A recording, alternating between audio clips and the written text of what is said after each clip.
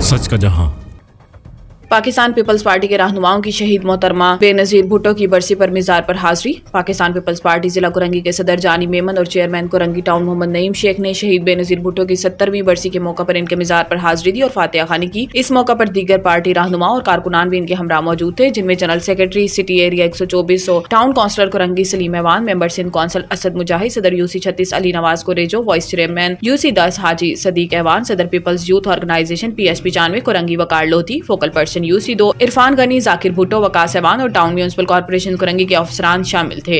शुरा ने शहीद मोहतरमा बेनजीर भुट्टो की कुर्बानियों को खराज तहसीन पेश करते हुए अहद किया कि वो इनके मिशन को आगे बढ़ाएंगे और जमहूरी इक़दाम के तहफ़्फ़ुज़ के लिए काम करेंगे।